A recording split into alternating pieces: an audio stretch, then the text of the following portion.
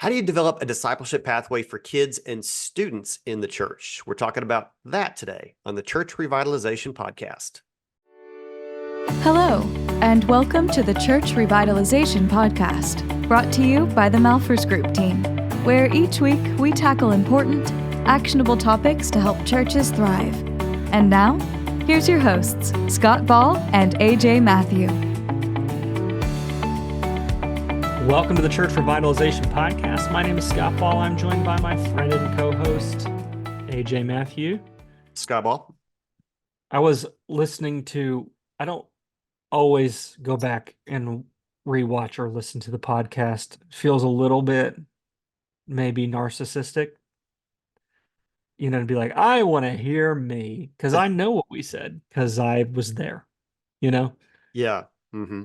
But I was noticing as I was I did listen to some of it, and I was like, I mean, we've got a cadence, your teaser, my intro. Yeah. It's a whole thing. I'm just wondering, should we be mixing this up? So tell us, if you're listening to this, shoot us an email. Is it like a warm blanket to hear me say, welcome to the Church Revitalization Podcast. My name is Scott Ball. I'm joined by my friend and co-host, AJ Mathieu. Or should I say something different? Yeah. That's what I want to know. Okay. Well, this is some spontaneity right here because I didn't know you were about to bring this up. So. I just, as the words came out of my mouth, as they always do, I had the thought, might our listeners want to hear me say something different? Okay.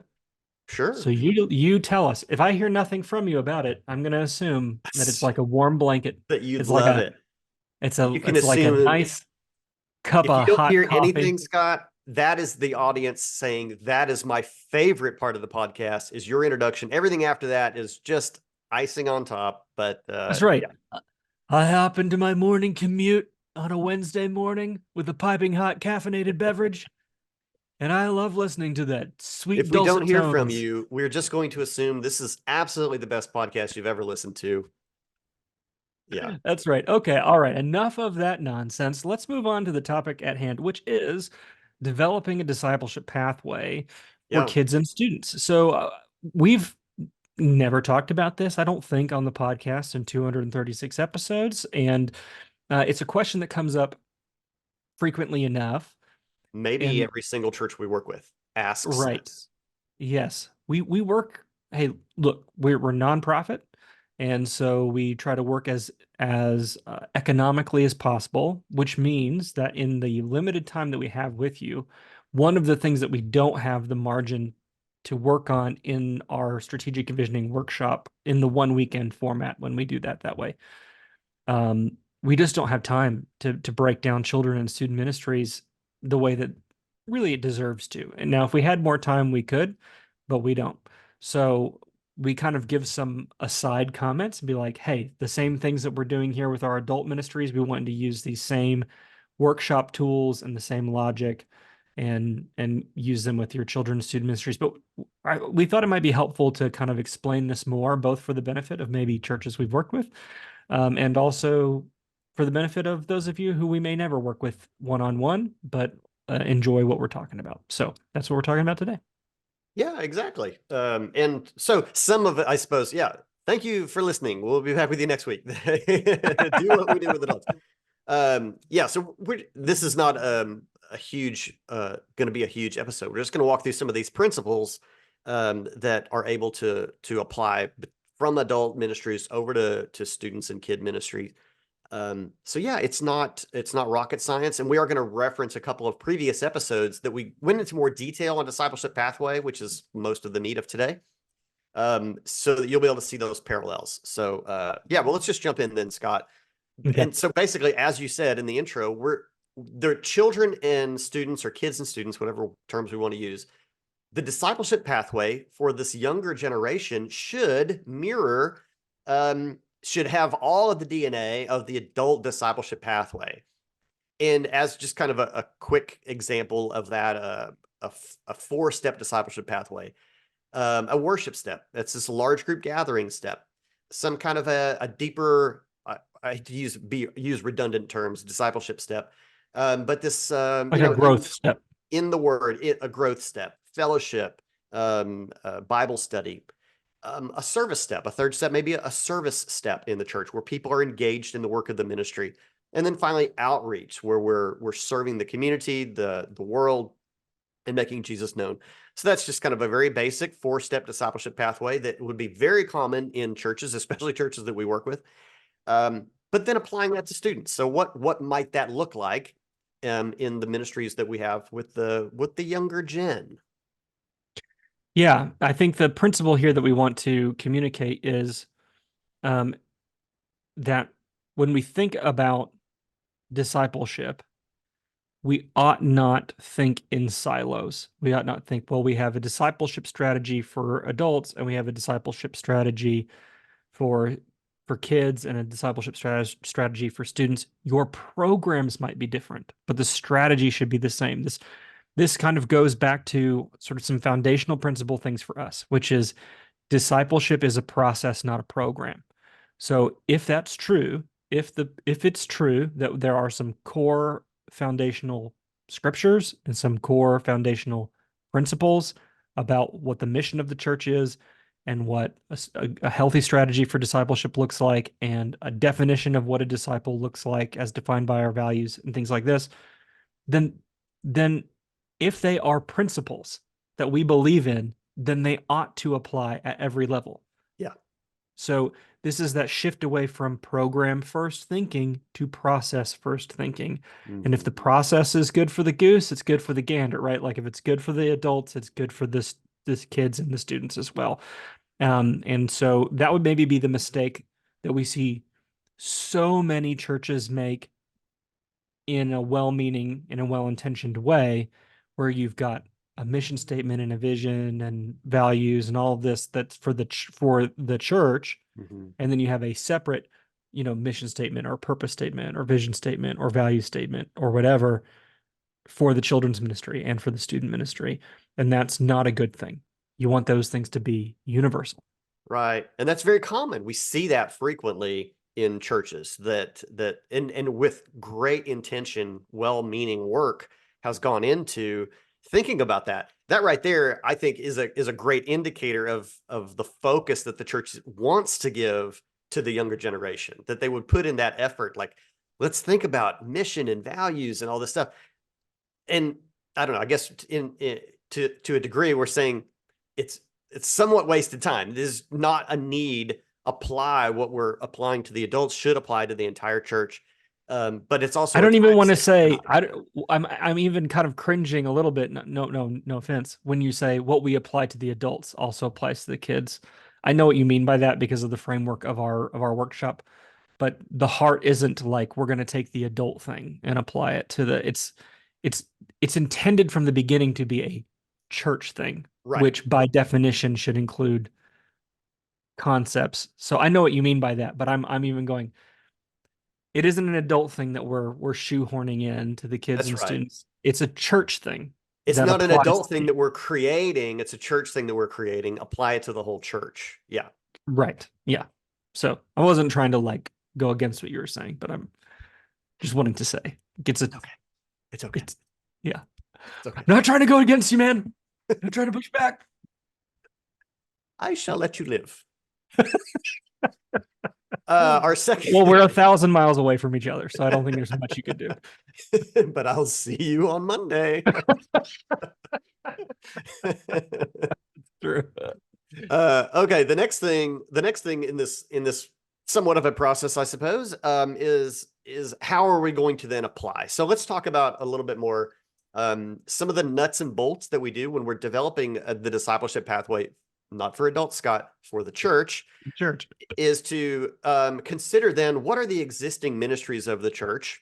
And this happens in the framework of the values, the actionable core values. What ministries do we need to have, or how should they? And this is where we would, in a workshop format, be focusing on church-wide and or adult focus ministries. Right. So yeah, okay. And so now let's consider what ministries do we have right now for our students? How would those fit into this same pathway? And again, just to use a simplified structure that I mentioned earlier, no know, grow, serve, go, or these 4 steps: worship, growth, service, outreach. What are we doing in our student ministry now? What do we have that would, how can we apply these or sort these into these steps of a discipleship pathway? And that's obviously going to look different for each church.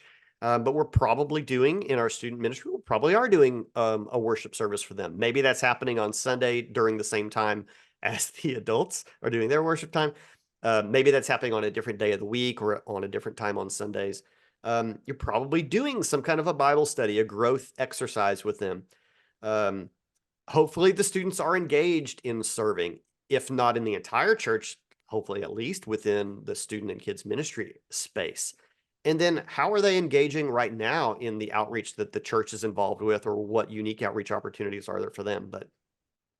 But applying this is simply that. What ministries do we have? How are we going to sort them into this same pathway? Yeah, and so yeah, from a kids ministry angle, you might have a children's church, and you might have, a Sunday school class on Sundays. Yeah. And so the children's church program might be more like what goes in that worship step, and the Sunday school class might be more like a grow step. Okay, so those things are kind of easy to sort. You can see where it goes. But there are other things that are maybe more difficult to sort. So, for example, maybe you've got a Wednesday night program for children, and you're like, I'm not sure if this is more of a worship thing or if this is more of a growth thing. Yeah. Because we do some worship at it, but we also break out into small groups. So, or we have a VBS program, and there's worship at that, and there's also like some teaching time. But it's also kind of like a thing that we do to target neighborhood kids that don't normally come to church. So which category does that fall into? So when you're trying to sort the ministries, and I think that this is more true with kids and student ministries than it is with adult ministries, where it's less clear what is the primary focus of this thing, because there's a conscientious awareness when it comes to children and student ministry that I may only get this kid this 1 hour. So we're trying to do a lot in one thing, because the kid doesn't get to choose. If you're talking about someone who's under 16, they're not choosing to some degree their level of involvement. They're at the discretion of when the parents choose to bring them.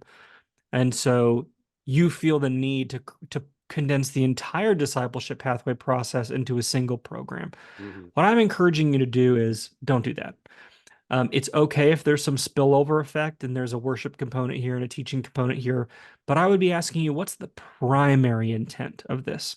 So your VBS program, yes, there's worship, yes, there's teaching, but is the primary intent to reach the neighborhood kids? If that's the case, then it needs to fit in that outreach step. And it's okay that it does some of these other things too, but we can optimize the VBS then for its primary intent, which is to reach neighborhood kids. In the children's church, like at my church, in the kids' children's church, they split up into small groups. So, but it's not the same as Sunday school, because in Sunday school there's no worship component. So I would say, in the instance of my home church, the children's church is really more like a worship thing, even though they also split out into small groups and do some small group activity. It's mainly a worship thing.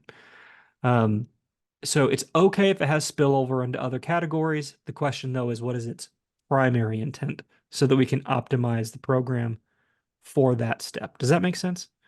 Yeah, I mean, there's not hard rules on this. So I'm just thinking about our student ministry. This is for junior high and high school ministry. There's no Sunday separate programming for them. It's a midweek, but it's long, it's like 90 minutes, 2 hours actually. No, it is 2 hours, in which there's a pretty lengthy worship time and then small group time. And so I would definitely say those are it's enough time invested in both of those where there are 2 steps happening in the pathway in one night. And I think it would just be easy enough to divide that time that they have with the kids into 2 separate pathway steps, because Well, they're both. that's the kind of thing I'm talking about, where I would Yeah. go, you have to have an honest conversation about that and go, Yeah. is that what we're doing? Or would we say, well, we do this, it's 2 hours and we do quite a bit of grow step stuff in here, but we actually have this other thing, and it's actually not a on-campus program. It's a like I was just last night at a meeting for my son is about to go into student ministry. They have this whole thing that they do. It's a Bible reading program that they do. So I'm just making this up. I hope if the youth pastor for my church is listening to this, I'm not telling him wouldn't tell him where to sort things. But as just an example, we might say, well, yeah, there is some of grow stuff happening in this program, but maybe the step we want to see kids take is to go a step beyond that. And we want to, it's not another program on campus, but we want to see kids take this step of a Bible reading program, which has some interactive elements because it's an online thing where they're able to give comments and share. So maybe that's the primary ministry we want to focus on. Does that make sense? Yeah. I'm not saying it's going to be neat and tidy. It may not be, but that's why you need to have these conversations Yeah. and figure it out and be really intentional about it. Yeah, and I think having this conversation is good, because then the second or the third and fourth steps of the pathway are called into question. In this kind of hypothetical that we've thrown in here, third step is a serve step. It's an internal service step. So it forces now our student and kids ministry leaders to go, how intentional are we in engaging the kids in the work of the ministry in the church? How intentional are we engaging them in the outreach step of our church's discipleship pathway? So Yeah. it's a really great introspective exercise to think about, how are we holistically discipling our kids the same way we are their parents. Yeah, hopefully. But and here's another interesting sort of tidbit, and I wish I had done my research better to be able to give you a hard number on this. But I know from I'll throw out my credential here, the fact that I have a bachelor's degree in youth ministry. I know from my work in this area that the the kids who are most likely to stick in church when they graduate from high school and go, even if they move away to go to college, are the ones who were serving in the church when they were in high school. That's the most, like, that's like the highest indicator. Like, if a kid is volunteering and serving in the church, they are the most likely. It's not 100%. There's nothing foolproof, and everything is at the individual level. But if you were to look at when you look at the data, kids who are using their gifts to serve the church in high school are the ones who are most likely to stay engaged in the church when they leave high school. And so much of our thought process goes around those first two steps. Well, we just got to cram enough information in them and make them feel welcome. Mm-hmm. But we need to be having that conversation about how we move them to that back end of the pathway, because that's where the stickiness comes from after they graduate. And I'll just throw out, this is a kind of a personal thing and a plea at this point also, please consider a young adults and or / college ministry in your church as well, because that I think in the church is a forgotten generation. The kids that just graduated from high school and are in a really tumultuous time of life. A lot of churches aren't ministering to them, and I think that's a missed opportunity to continue to have kids engaged, because they're coming out of, in a lot of churches, very structured ministry environment into Right. like, Well, particularly there for you go. kids who, I think if you are I'm going to say if you are a college kid, we're totally getting off topic now, but maybe we should have a whole different discussion on this for an episode. But I think if you are a college kid in a college town, there are lots of opportunities for you to connect.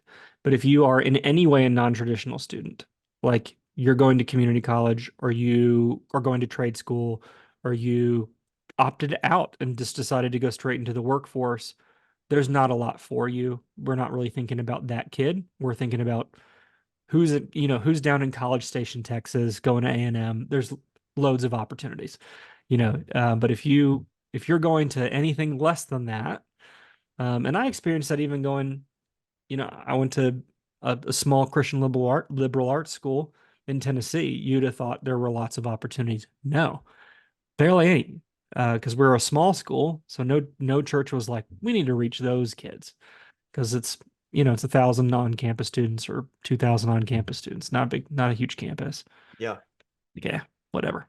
Well, Forget that. yeah. I mean, if you're with anywhere within driving distance of secondary education, don't assume, well, some other church will minister to those kids. I mean, why are we not still continuing to try to minister to our own kids who, yeah, in those scenarios that you mentioned? So anyway, Yeah. I think that's a missed opportunity. A lot of churches don't try to engage that way. All right, back on topic. So, all right, so um, we talked about how we got to sort the ministries. Now, I think the third step. So the first step is we need to have a church-wide approach to discipleship, mission, values, etc. Yep. The second step is we've got to sort our own existing ministries, whether we're talking student ministry or we're talking kids ministry, or to your point, even maybe some young adult ministries. We need to sort them into those steps. So we're making sure that we're discipling kids in a holistic way and not just the front half of the pathway and while neglecting the back half of the pathway. Mm-hmm. The third step is to understand that you're going to need to make age appropriate adjustments while focusing on the discipleship outcomes. So we've already kind of hinted at this, but remember that the goal is discipleship. Mm-hmm. That's the goal. And discipleship should be, hopefully, sort of defined by what your values are. And we would say, what should my values look like? Well, let's take a look at Acts chapter 2, verse 41 through 47. So that would be a good starting point. We're trying to cultivate these same discipleship outcomes. That's the goal. I have a 9-year-old and I have an 11-year-old. I recognize that cultivating a value of evangelism, say, or cultivating a value of fellowship looks way different at age 9 than age 39.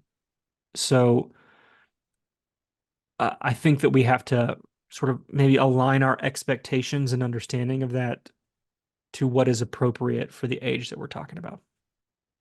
Absolutely. I don't think in a lot of cases it's vastly different. I think sometimes we can feel, it feels like maybe, oh, how do I figure out how to do this with kids? And I think when it comes to these kinds of things, a lot of times it can be a lot closer than you might think it is. We just don't have to think about it in vastly different ways. So I think that's worth the time to consider. Like, here's what we're doing with the rest of the church with adults.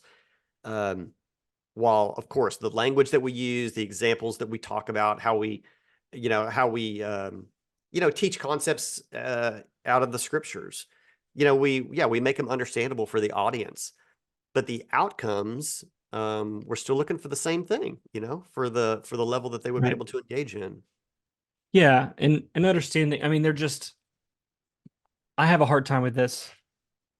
Like my 9-year-old and even my 11-year-old to some degree too.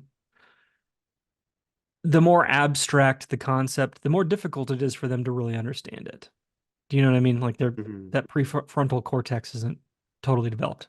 So the more abstract it is, it's harder for them to grasp that. And I'm going to fully admit, especially when it comes to kids ministry stuff, I'm not so great at trying to explain these kinds of concepts to my 9-year-old.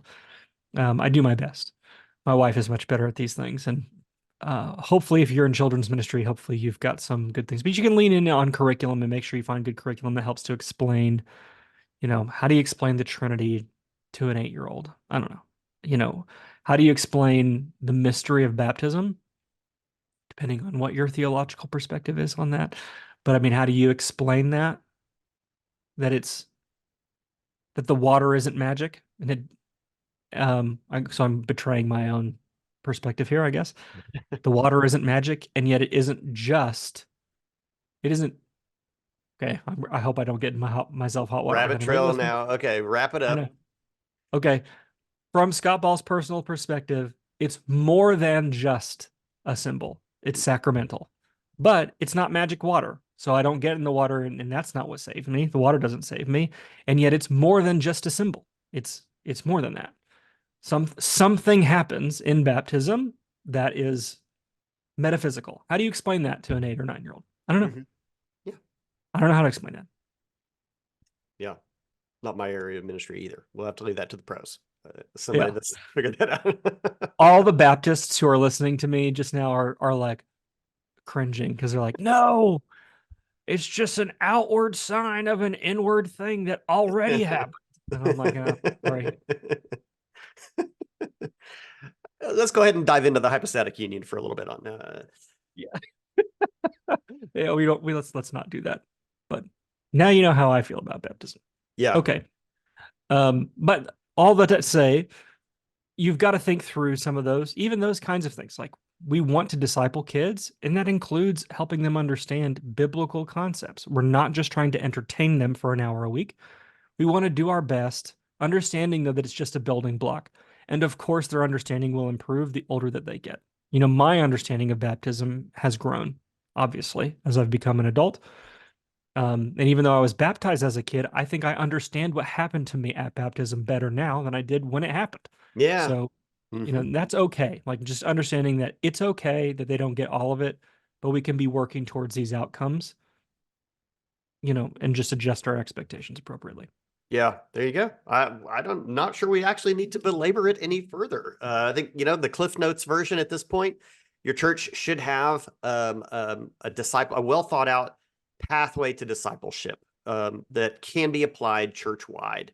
And for a little bit more on that, we recently did 2 episodes. I don't remember if you said this or not, but we recently did 2 episodes here in 2024. So go back and listen to episodes 225 and 226. We took 2 weeks to break down Discipleship Pathway, and that'll tell you most of what you know, our view is on building that pathway to discipleship in the church that can then be applied also to student and kids ministries. So building out and having a discipleship pathway church-wide. Don't silo your ministries out. Don't try to reinvent the wheel again for and this should go without saying because we've been talking about this, but the mistake that people make, like if they have only ever listened to those first 2 episodes, is they might have assumed, oh, my children's ministry fits into one of those steps. Mm-hmm. Does that make sense? That's their brain, like That's treat a good it. point. Yeah. No, you need all of the steps within that age-specific ministry. Right. Yeah. Great ad. Yeah. And then make those adjustments. Make those adjustments so that you can build that out to the greatest extent that you can. Again, you know, you mentioned, Scott, that our time is limited with these kids. It's limited with the adults too. It's kind of the same. It's the same thought process. I don't have people very much, relatively speaking, to the amount of hours that they're alive and the things that they're doing that consume their time and demand their attention. And so we have to have the same perspective with adults and kids, is that in this limited time that we get to minister to them, and that we encourage and draw them into the things that we're doing together as a church, we just got to maximize that and not waste a minute of it. We need to be intentional about how we build the ministries in the church and the outcomes that we want to see people just exhibit as followers of Christ. Yep, absolutely. All right. So you can read today's show notes. Oh, if you want to go back and be like, where do I find those episodes? We've done a marvelous thing from the very beginning for you here, which is if you know the episode number, you just go to malfirsgroup.com/the number of that episode. So malfirsgroup.com/225 and /226 to hear those previous episodes. And this is episode 236 of the Church Revitalization Podcast. You can read all of our thoughts on this topic at malfirsgroup.com/236. The audio version and the YouTube version of this podcast are on there. So please forward this if you're like, hey, I want my children's pastor to listen to this student ministry, you know, point him to this episode and then schedule a follow-up meeting and say, let's have a conversation. We would love to hear stories of that happening. Yeah, we appreciate you listening to the podcast. Anything you want to add, AJ, as we wrap up? Absolutely. While you're over there on the website, click on the donate button in the upper right-hand corner. We have a mission project here in the month of April. If you're listening to this in a timely fashion, April 2024, we have a mission project in Munich, Germany that we still need funding for. We're looking for another $5,000 to be fully funded to make sure that this project goes off with all the resources needed for our team to take this church through a revitalization process. And they're going to receive the same work that we do with churches. We're going to be coaching them for the next year as well. But it takes your participation to help make that happen. So click on donate. You can look on the site there more about what we do around the world. And then there's a donate now option that you can make a contribution. Every little bit helps. So please consider that. Pray about that and help us do this ministry around the world. Thanks for being with us, everybody. We will see you again next week.